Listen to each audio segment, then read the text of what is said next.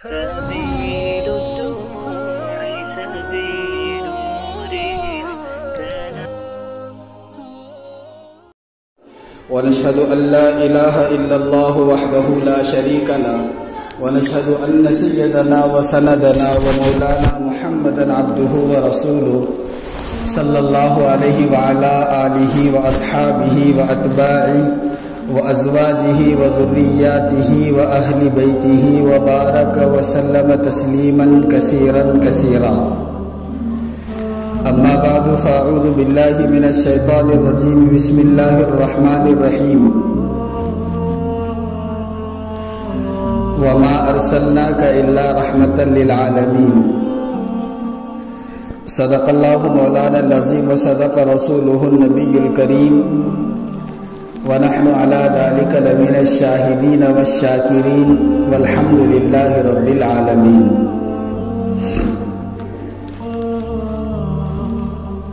محترم بزرگوں اور دوستوں، اللہ رب العزت کا بے پناہ احسان ہے، کرم ہے کہ اللہ رب العزت نے ہم تمام کو ایمان کی دولت عطا فرمائی اور اسی کے ساتھ اپنی عبادت کے لیے ہم تمام کو اپنے گھر کے اندر جمع فرمایا.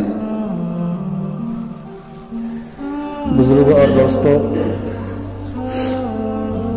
یہ جو دنیا کی ہماری زندگی ہے یہ بہت چھوٹی سی زندگی ہے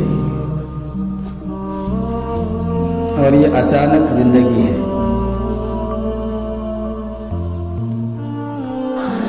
کب موت آ جائے اور کب ہم دنیا سے رخصت ہو جائیں ہم کو اس کا کوئی علم نہیں ہے. اسی لیے فرمایا کہ زندگی کو ہم غنیمت سمجھ کر آخرت کی زندگی کو سنوارنے کی کوشش کر لیں. اور انسان کے لیے دوستو، آخرت کی زندگی سنوارنا یہ بہت آسان ہے، کوئی مشکل کام نہیں ہے.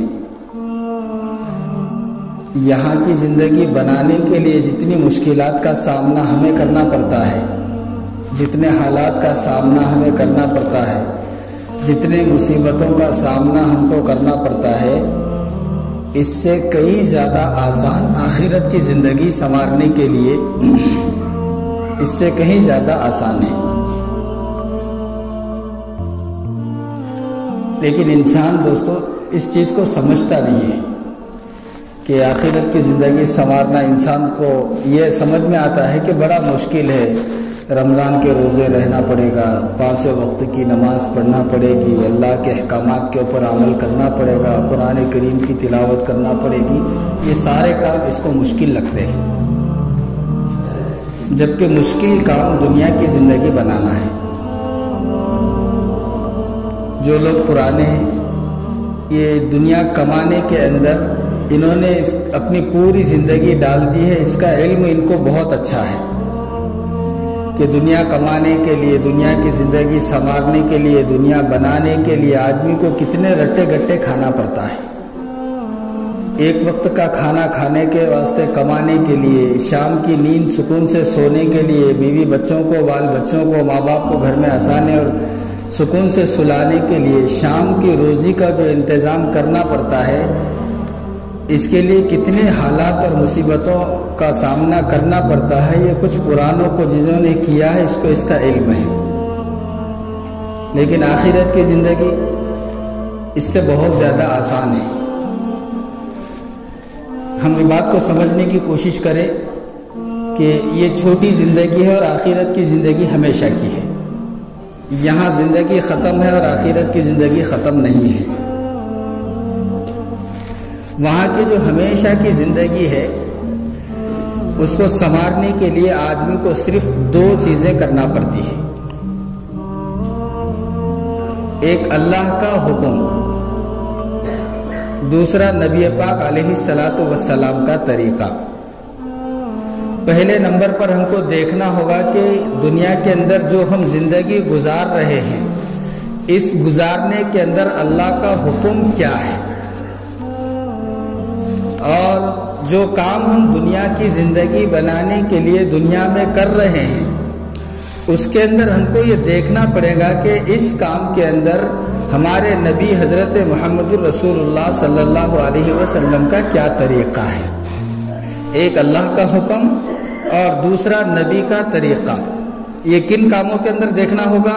صرف دنیا کے کاموں کے اندر دیکھنا ہوگا، اور دیکھ کر دنیا کا صحیح کام ہم کریں گے تو کیا بنے گا؟ پہلے نمبر پر دنیا بن جائے گی. لیکن آخرت کے جو زندگی کا مسئلہ ہے، یہ دونوں چیزیں صحیح طریقے سے اگر ہم نے دنیا کے اندر کر لی تو فرمایا کہ اس کی لامحدود زندگی آخرت کے اللہ پاک سنوار دیں گے.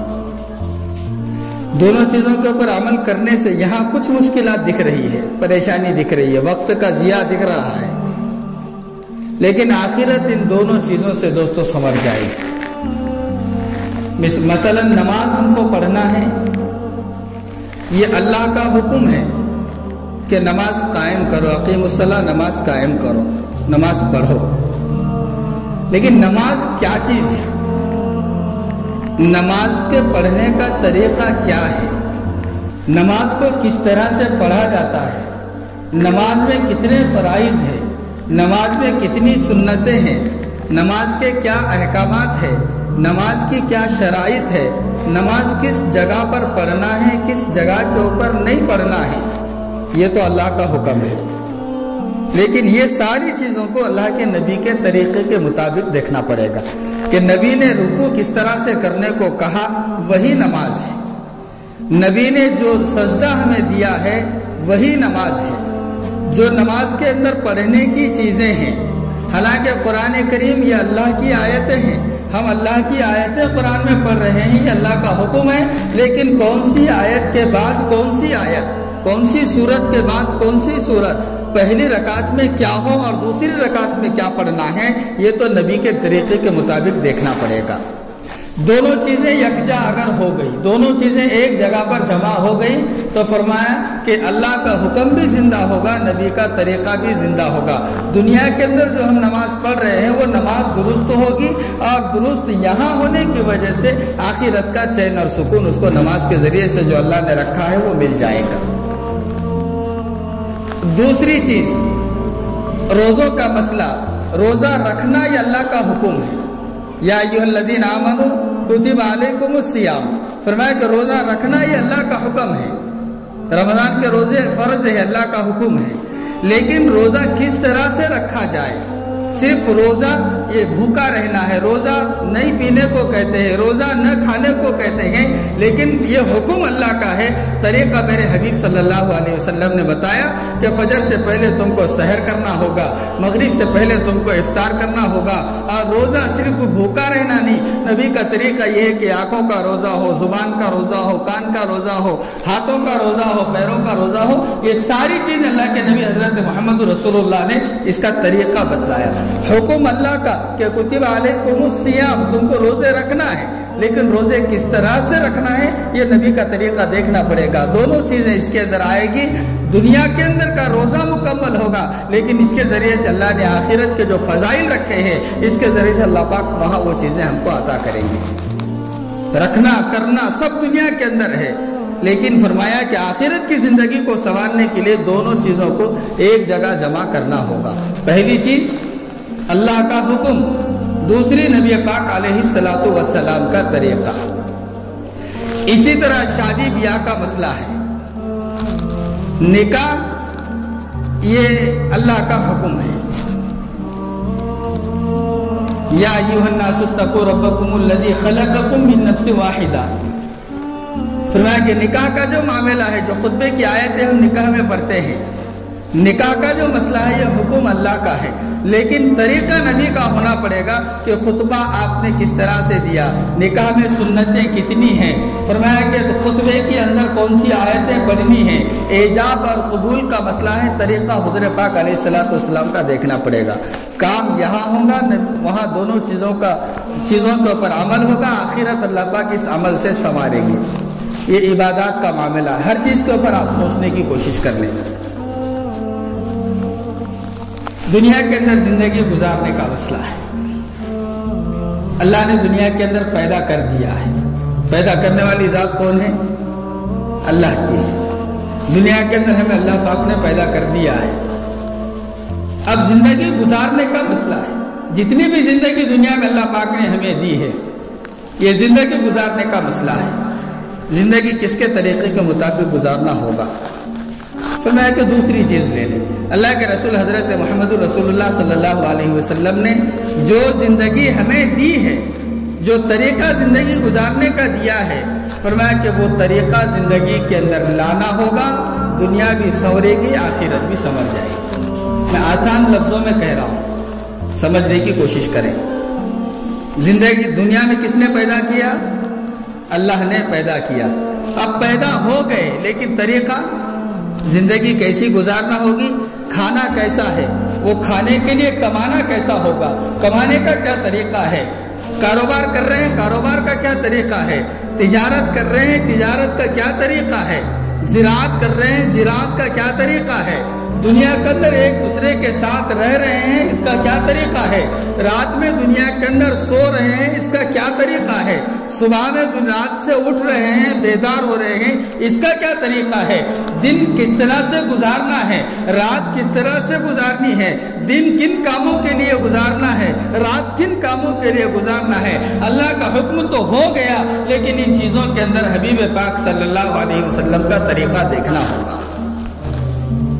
اگر اللہ کے رسول کا طریقہ ہم نے دیکھا اور اس طریقے کے مطابق دنیا کے اندر کی زندگی ہم نے مکمل طور پر گزار لی، تو یاد رکھیں یہ دنیا کی جتنی ہم ٹھوکریں کھا رہے ہیں، یہ ٹھوکروں کا بدلہ آخرت کے اندر اللہ رب العزت آسانی اور سہولت کے ساتھ دیں گے. اللہ کے رسول حضرت محمد الرسول اللہ صلی اللہ علیہ وسلم نے اپنی امت کو ایک زندگی دی، زندگی گزار کر اس کا طریقہ بتلایا ہے کہ دیکھو زندگی اس طرح سے گزاری جاتی ہے. زندگی آقا نے ہمیں دی ہے، پیدا اللہ نے کیا، وہاں کی زندگی اللہ دے کر بھیجے، لیکن زندگی کو گزارنے کا جو طریقہ ہے، جو طریقے والی زندگی ہے، وہ آقا حضرت محمد الرسول اللہ صلی اللہ علیہ وسلم نے دی ہے. اگر آپ کے منشے کے مطابق، آپ کے عمل کے مطابق زندگی گزرے گی، کامیابی قدم چومے گی. اور اگر طریقہ غلط ہوگا، ہم اپنی منچاہی زندگی دنیا کے اندر گزاریں گے. فرمایا کہ دنیا تو برباد ہوگی ہی، یہ عارضی ہے، لیکن آخرت جو ہمیشہ کی جگہ ہے وہ بھی انسان کی برباد ہو جائے گی. اس لیے دنیا کے گزارنے کا طریقہ اللہ کے رسول حضرت محمد الرسول اللہ صلی اللہ علیہ وسلم نے جو دیا ہے، دوستو اس کو سوچنے کی ضرورت ہے. کمائی کا معاملہ، کمائی کہاں سے ہم کر رہے ہیں اور کہاں پر اس کو ہم خرچ کر رہے ہیں، روزی ہم کہاں سے کما رہے ہیں اور وہ روزی کہاں پر خرچ کر رہے ہیں.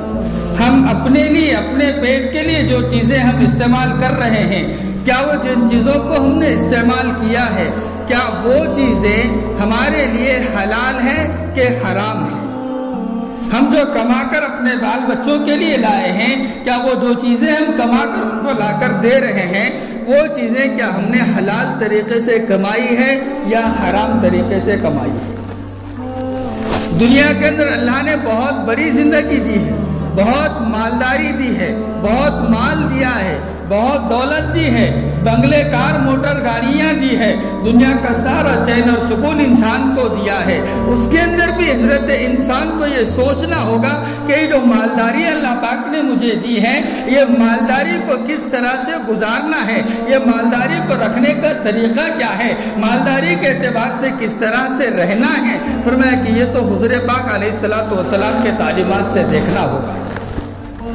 کوئی آدمی غریب ہے، محتاج ہے، پریشان حال ہے، فرمایا کہ وہ بھی اپنی زندگی دنیا کے اندر محتاجگی کے ساتھ گزار رہا ہے، پریشانی کے ساتھ گزار رہا ہے، بھوکا رہ کر گزارتا ہے، فاقوں کے ساتھ گزارتا ہے. اس زندگی کے اندر بھی اللہ کے نبی حضرت محمد الرسول اللہ کا طریقہ دیکھنا ہوگا کہ فاقے ہوتے تھے، اللہ کے رسول کس طرح سے فاقوں والی زندگی گزارتے تھے. دونوں چیزیں دوستو ایک جگہ ہوگی دنیا کی زندگی بھی اللہ پاک سنواریں گے اور آخرت کی زندگی کا بھی چین اور سکون ہمیشہ کے لیے اللہ پاک عطا کریں گے۔ اور ہم جہاں غلطی کر رہے ہیں، سب سے بڑی غلطی ہم جو دنیا کے اندر کر رہے ہیں وہ یہ کر رہے ہیں کہ دنیا بنانے کے لیے ہم اپنا پورا وقت قربان کرتے ہیں۔ کیا کمانے کے لیے؟ یہ دنیا کی زندگی کو سنوارنے کے لیے۔ اور زندگی کب تک کی سنوار رہے ہیں؟ مال دولت خوب ہم نے کمایا ہے، کب تک کام آئے گا؟ موت تک۔ دنیا کے اندر بہت عزت ہم نے کما لی ہے، بہت بڑے مقام اور مرتبے کے اوپر ہم پہنچ گئے ہیں، یہ مقام اور مرتبہ کب تک رہے گا؟ موت تک رہے گا۔ دنیا کے اندر بہت عزت ہم نے کمائی ہے، وہ عزت انسان کی موت تک رہے گی۔ دنیا کی زندگی چاہے جیسی تیسی ہو، وہ معاملہ مکمل فرمایا کہ صرف اور صرف موت تک رہے گا۔ اور جس وقت ہمیں موت آئے گی، مالداری چھوڑ کر جائے گی، غریبی چھوڑ کر جائے گی، پریشانی چھوڑ کر جائے گی، عزت چھوڑ کر چلی جائے گی۔ فرمایا کہ دونوں دنیا کے اندر جو نام ہم نے کمایا ہے وہ نام چھوڑ کر چلا جائے گا، اور وہاں تمہیں جو نام دیا جائے گا وہ ایک مردے اور میت کا نام دیا جائے گا۔ اردو لفظ میت ہے، تمہاری میری زبان اس میت کو مردہ کہتی ہے۔ کچھ کمایا ہم نے، اب آخرت کی منزل شروع ہوگی۔ قبر کے اندر انسان چلا گیا، اب یہاں کام کیا آئے گا؟ یہ دو چیزیں آئے گی۔ پہلی ایک اللہ کا حکم ہے اور دوسری نبی پاک علیہ الصلوۃ والسلام کا طریقہ ہے۔ دونوں چیزیں انسان کے زندگی کے گزارنے میں شامل نہیں ہوگی، یاد رکھو زندگی برباد ہو جائے۔ عیش عشرت کر لو، سکون یہاں کا حاصل کر لو، مال دولت کے اندر عیش کے اندر زندگی گزار لو، لیکن جب موت آئے گی یہ چیزیں کام نہیں آئیں گی، یہ فائنل ہے۔ آقا نے جو زندگی دی ہے دوستوں، وہ زندگی اپنانے کی ہم کوشش کریں۔ مالداری اگر ہم کو اللہ پاک نے دی، آقا نے مالداروں کی طرح زندگی گزار کر بتلائی کہ دیکھو مالداری اگر ہو تو مالداری اس طرح سے استعمال کی جاتی ہے۔ اور غریبی فقر و فاقہ ہے، آقا حضرت محمد الرسول اللہ نے وہ زندگی گزار کر بتلائی ہے۔ وہ زندگی کو انسان کو، ہم کو دوستو اپنے زندگی کے اندر شامل کرنے کی ضرورت ہے۔ اللہ کے رسول صلی اللہ علیہ وسلم فاقے سے زندگی گزار رہے ہیں۔ کئی دن ہو گئے آپ کے گھر کے اندر چولہا نہیں سلگا۔ بیوی حضرت اما عائشہ صدیقہ رضی اللہ عنہا ہے۔ زندگی جو تھی نا دوستو وہ یہ تھی، ذہن میں رکھیں۔ آج ہمارا جو معاملہ ہے وہ اس سے الٹا ہے۔ ایک وقت کا کھانا آپ کما کر گھر میں مت لے جاؤ، بچوں کے تانے الگ ہوتے ہیں، بیوی کا گھر کے اندر تانا الگ ہوتا ہے۔ فقر و فاقہ ہم آج برداشت کرنے والوں میں سے نہیں ہے۔ کیوں؟ کہ زندگی آقا کی ہم نے گھر کے اندر نہیں دی۔ آقا کی زندگی ہمارے گھر کے اندر ہوتی دوستو، بھوکے مرنا ہم پسند کرتے، لیکن یہ ڈاما ڈول کی ہوئی کمائی کما کر لا کر کھانا ہم برداشت نہیں کرتے تھے۔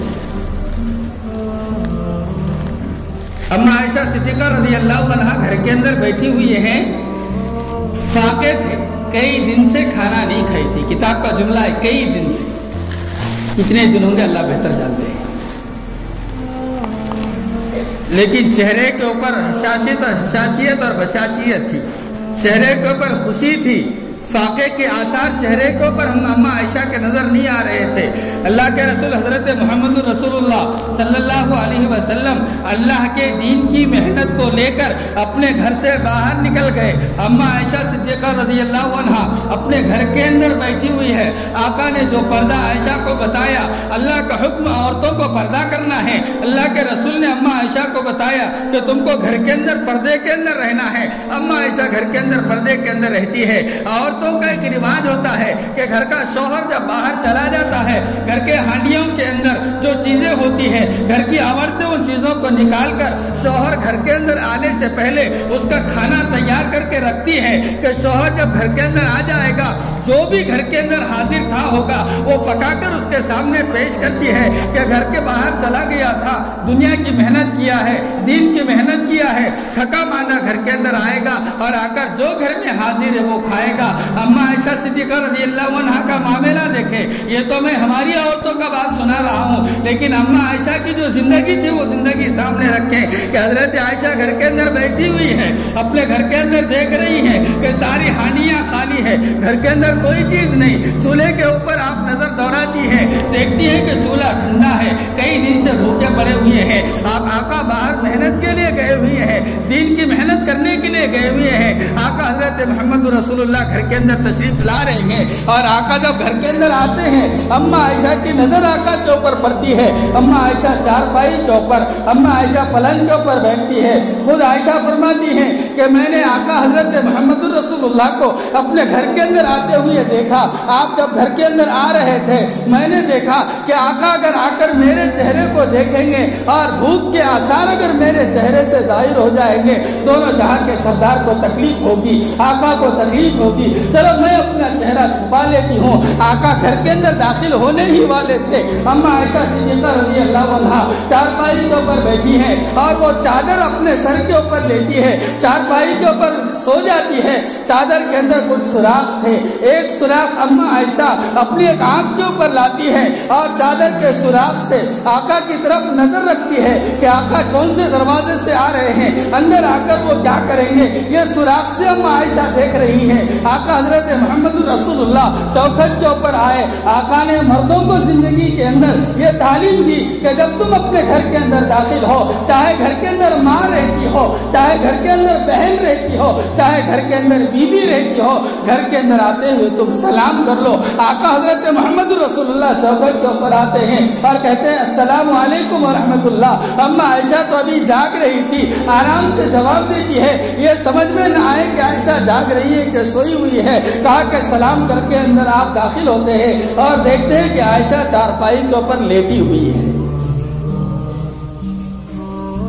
ये जिंदगी है दोस्तों। हम होते तो हमारे बीवियों का क्या मामला होता आप खुद देख लें।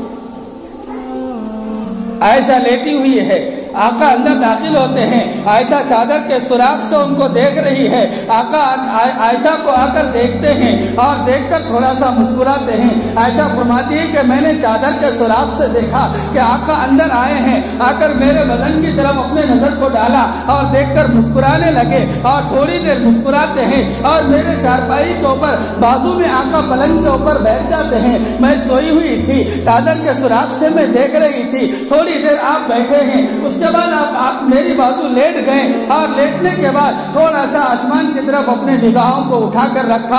आयशा जिस तरह से फाके से थी, हजरत हुज़ूर पाक अलैहिस्सलातु वस्सलाम भी फाके से थे। आयशा फरमाती हैं कि मैं चादर से देख रही थी, मैं तो फाके से मेरा बुरा हाल था, भूख से मेरा बुरा हाल था, लेकिन मेरी तकलीफ हुजूर को न हो इसलिए मैं अपनी चादर ओढ़कर सो गई हूँ। आका मेरे बाजू आकर लेटे हैं, चंद सेकंड और चंद मिनट आप लेटे थे, उसके बाद आप बिस्तर से उठकर बैठ गए। चारपाई के इस पांव के ऊपर, पलंग के एक लकड़ी के ऊपर अम्मा आयशा फरमाती हैं कि अल्लाह के रसूल हजरत मोहम्मद रसूलुल्लाह मेरे चारपाई से उठकर बैठे और चारपाई के इस पैर के ऊपर अपने पेट को चिपकाया और पेट को चिपकाकर बहुत ज्यादा झुक गए और यहाँ से उठे। उसके बाद इधर के लकड़ी के ऊपर आप आए, इधर के पैर के ऊपर आप आए और आकर अपने पेट को इस लकड़ी के ऊपर, इस चारपाई के पलंग के पैर के ऊपर रखा और इधर से पेट दबाने लगे।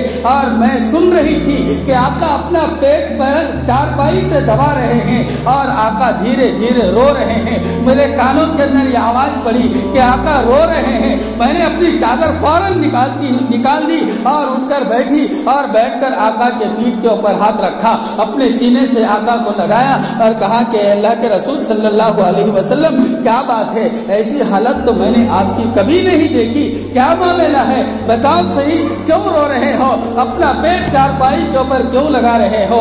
याद रखें उस वक्त अल्लाह کے رسول حضرت محمد الرسول اللہ صلی اللہ علیہ وسلم اما عائشہ کی طرف پلٹتے ہیں، دیکھتی ہیں عائشہ کہ آپ کی داڑھی مبارکہ آنسوؤں سے تر ہو چکی تھی۔ اس وقت اللہ کے رسول دونوں جہاں کے سردار ہے، امام الانبیاء ہے، پہاڑوں کو حکم دیتے سونا بن سکتا تھا، زمین کی مٹی ہاتھ سے اٹھاتے سونا بن سکتا تھا، آپ کے چاہت کے مطابق دنیا کو اللہ پاک دنیا کے کارخانے کو چلا سکتا تھا، آپ کے کہنے کے مطابق چاند نکال سکتا تھا، آپ کے کہنے کے مطابق رات کو کر سکتا تھا، آپ ہی کے صدقے میں اللہ نے کائنات کو بنایا، آپ جو چاہتے کائنات کا نظام اس طرح سے ہو سکتا تھا۔ لیکن اما عائشہ جب آقا کو سینے سے لگا کر پوچھتی ہے، اے آقا بہت پریشان نظر آ رہے ہو، بتاؤ کیا بات ہے؟ اس وقت آقا کے یہ الفاظ تھے، اے عائشہ بھوک نے بڑا ستایا ہے۔ کیا ہم اتنے بھوکے ہیں؟ دونوں جہاں کے سردار ہیں دوستوں، اور عائشہ سے کہتے ہیں کہ عائشہ بھوک نے بڑا ستایا ہے، اور بھوک کی وجہ سے کہا کہ آج نیند نہیں آ رہی۔ غریبوں کو فاقے کی زندگی آقا نے اس طرح سے دی ہے دوستوں،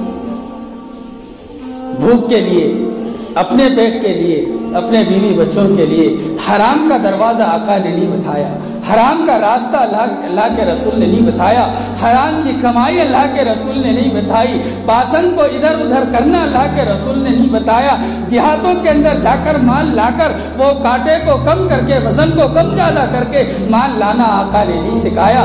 آقا نے اوروں کے مال کی جو محنت کر کے لا کر تمہارے تجارت کی دکانوں کے اوپر دیتے ہیں وہ 10 کا 9 کرنے کا آقا نے نہیں سکھایا۔ آقا نے جو زندگی دی ہے وہ برداشت والی زندگی دی ہے۔ کامیابی آقا کی زندگی کے اندر ہوگی، تم اپنی طرف سے جو زندگی اختیار کرتے ہو اس زندگی کے اندر اللہ نے کامیابی نہیں رکھی، اللہ نے جو کامیابی رکھی وہ آقا والی زندگی کے اندر رکھی۔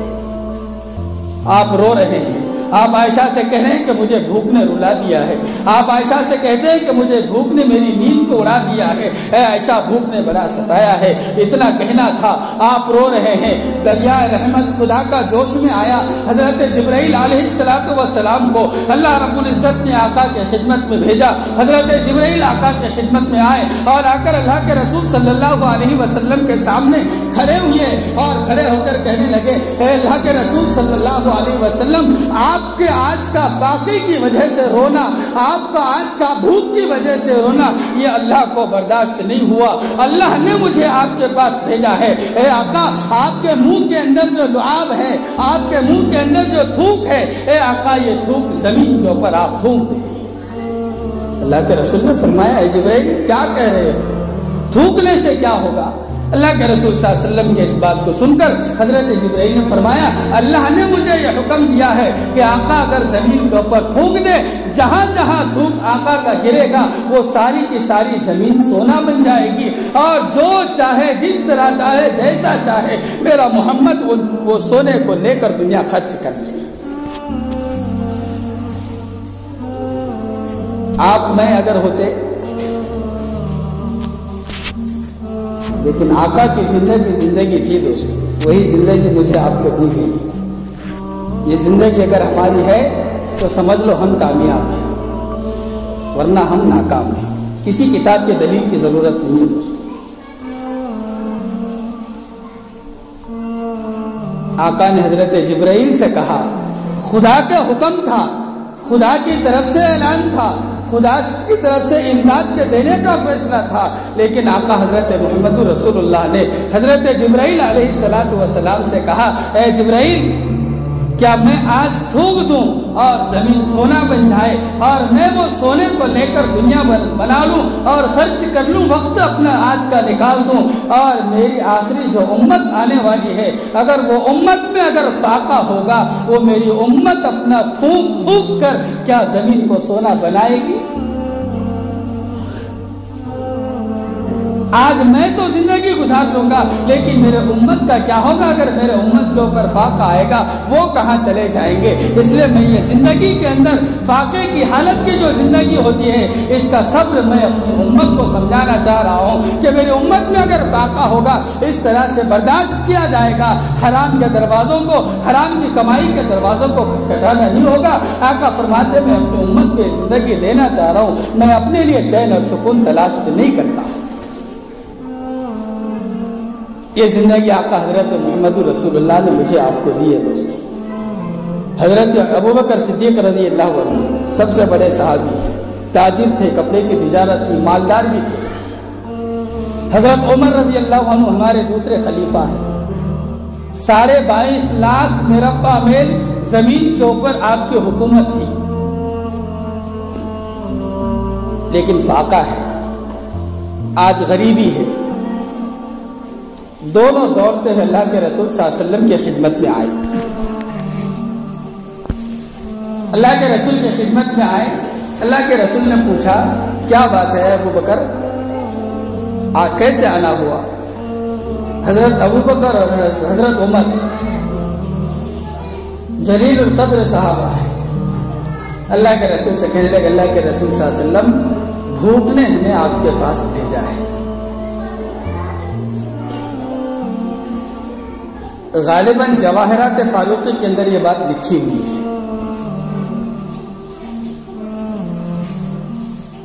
اللہ کے رسول نے فرمایا کہ ٹھیک ہے۔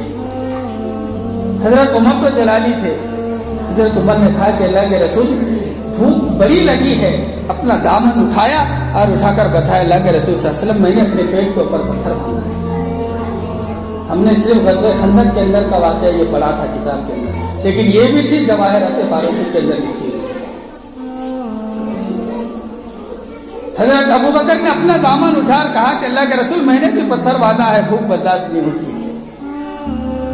آقا حضرت محمد رسول اللہ بھی اٹھ کر بیٹھے، اپنا دامن آقا نے اٹھایا، کہا کہ ابو بکر تم دونوں نے ایک ایک پتھر باندھ کر 2 پتھر کیے ہوں، تمہارا نبی اپنے اکیلے پیٹ کے اوپر 2 پتھر باندھا ہے۔ زندگی ہے دوستوں،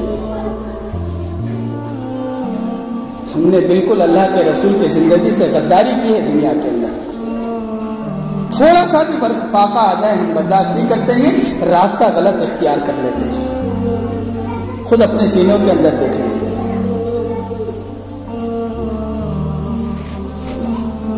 غالباً حضرت مقداد بن اسود رضی اللہ عنہ ان کے مجلس کے اندر بیٹھے ہوئے تھے، ایک صحابی بیٹھے ہوئے، وہ قریب میں آئے، کہنے لگے اللہ کے رسول صلی اللہ علیہ وسلم، ایک صحابی قریب میں آئے اور آ کر کہنے لگے اللہ کے رسول صلی اللہ علیہ وسلم حضرت مقداد بن اسود کے گھر کے سامنے سے میں عصر کی نماز کے بعد آ رہا تھا اور ان کے محل کے اندر میں نے دیکھا، کتاب کے اندر جملہ ہے، میں نے ان کے محل کے اندر اپنی نظر میری چلی گئی، میں نے دیکھا کہ محل کے آنگن کے اندر ایک کھجوروں کا بہت بڑا ڈھیر ہے، اللہ کے رسول صلی اللہ علیہ وسلم چلو وہاں جا کر ان سے کھجورے لے کر کھا لیں گے۔ اللہ کے رسول نے فرمایا چلو، میرا صحابی ہے، میرا دوست بھی ہے، دوست سے دوست فری ہوتا ہے۔ کہنے لگے اللہ کے رسول ابو بکر عمر چلو میرے ساتھ، تم سب چلو اور مقداد بن اسود کے گھر جائیں گے اور اس کے پاس کھجوروں کا ڈھیر ہے، اس میں سے کچھ کھجورے لے کر ہم آج تسلی کر لیں گے۔ اللہ کے رسول صلی اللہ علیہ وسلم آگے ہیں، حضرت ابوبکر ایک جانب ہے، حضرت عمر ایک جانب ہے، صحابہ اور بھی کچھ پیچھے کہ رات کا آدھا حصہ گزر چکا تھا۔ مقداد بن اسود کے گھر کے اوپر گئے، ایک صحابی رسول کے گھر کے اوپر گئے اور جا کر دروازے کی کونڈی آقا حضرت محمد رسول اللہ نے بجائی۔ وہ صحابی جس کے گھر آئے ہوئے تھے، وہ صحابی رات کی اندھیری ہونے کے بعد رات میں وہ بستر کے اوپر سوئے ہوئے تھے، فوراً دروازے کی کونڈی کی آواز گھر کے اندر داخل ہوئی، وہ صحابی کی لڑکی نے کونڈی کی آواز سنی اور دروازے کے اوپر دوڑتی ہوئی آئی، دروازے کے درار سے اپنے آنکھوں سے دیکھا کہ باہر سے دروازے کی کونڈی کون بجا رہا ہے، کون کھٹکھٹا رہا ہے، کہا کہ دیکھتے ہیں کہ دونوں جہاں کے سردار دروازے کے اوپر ہیں اور ابوبکر عمر بھی پیچھے نظر آتے ہیں۔ دروازے کی کونڈی اس بچی نے نہیں کھولی، دوڑتی ہوئی اپنے باپ کے پاس گئی، صحابی رسول کے پاس گئی اور جا کر کہنے لگی کہ ابا اٹھ جاؤ، تم بستر کے اوپر پڑے ہوئے ہو اور دونوں جہان کی دولت تمہارے چوکھٹ کے اوپر کھڑی ہوئی ہے، دونوں جہاں کا سردار تمہارے دروازے کے اوپر کھڑا ہوا ہے اور تم بستر کے اوپر سو رہے ہو، اے ابا تم اٹھو اور اٹھ کر جا کر دیکھو کہ اللہ کے رسول کو اتنی رات کو تم سے کیا ضرورت پڑی ہے۔ जैसे ही बेटी की बात को बाप ने सुना, फौरन उठे, चारपाई के पास जो चप्पल छोड़ी हुई थी उन्होंने वो चप्पल भी नहीं पहनी, दौड़ते हुए बाहर के दरवाजे के पास गए और जाकर डायरेक्ट दरवाजा खोला, देखा कि आका हजरत मोहम्मद रसूलुल्लाह बाहर खड़े हुए हैं और अपने हाथ को ये साहब रसूल हजरत मिक़दाद बिन असवद, जिसके पास वक्त का महल था, किताब के लिखने के अंदर है कि महल के अंदर वो साहबी ने देखा था, कहा कि दरवाजा खोलकर अपने हाथों को बांधा और बांधकर रोते हुए कहने लगे, अल्लाह के रसूल सल्लल्लाहु अलैहि वसल्लम, मेरे माँ बाप आप पर कुर्बान हूँ, ताकि आपको यहाँ तक आने की क्या जरूरत पड़ी, आप अगर मुझे किसी के जरिए से खबर कर देते, अल्लाह के रसूल मैं दौड़ता हुआ आपके पास आता और आपकी जरूरत पूरी करता। अल्लाह के रसूल इतनी रात को अपनी परेशानी क्यों उठाई? अल्लाह के रसूल सल्लल्लाहु अलैहि वसल्लम ने फरमाया, मिक़दाद क्या बातें बाहर ही करोगे कि अंदर भी आने की इजाजत दोगे? हजरत मिक़दाद ने कहा, अल्लाह के रसूल मेरे माँ बाप आप पर कुर्बान हो, आप फौरन अंदर तशरीफ लाए। अल्लाह के रसूल उमर अबू बकर साथ में हैं, कहा कि अंदर दाखिल हो गए। दाखिल होने के बाद अल्लाह के रसूल एक तरफ बैठे हैं, मिक़दाद बिन असवद बैठे, दूसरे साहबी आजू बाजू बैठे हुए हैं। अल्लाह के रसूल ने फरमाया, ए मिक़दाद एक काम लेकर आया हूँ। मिक़दाद ने कहा, साहब रसूल का रसूल बताएं, कहा कि भूखा हूँ और मुझे इत्तला मिली है कि तेरे घर के आंगन के अंदर एक खजूरों का ढेर है, चलो आज मेरे दोस्त के घर खजूरों का ढेर है, मैं यहीं से कुछ खजूरें खा लूंगा, अबू बकर और उमर को भी कुछ खिला दूंगा, ये भी भूख से आज की रात नहीं सो सक रहे हैं, इसलिए मिक़दाद में तेरे पास अबू बकर व उमर को लेकर आया। क्या हम में से किसी के ऊपर इतना फाका कभी आया? इतना न आते हुए भी हमारे रास्ते देखें कमाई के, हम क्या रास्ते इख्तियार किए हुए हैं। हजरत मिक़दाद बिन असवद रोने लगे, कहा कि अल्लाह के रसूल सल्लल्लाहु अलैहि वसल्लम आप आए हैं और मेरे घर के खजूर आंगन में जो खजूरों का ढेर था, कहा कि वो ढेर की आपको इत्तला मिली और आए। अल्लाह के रसूल सल्लल्लाहु अलैहि वसल्लम क्या करूं, अब आपकी ये बात सुनकर मुझे रोना आ गया। अल्लाह के रसूल ने फरमाया, क्या बात है?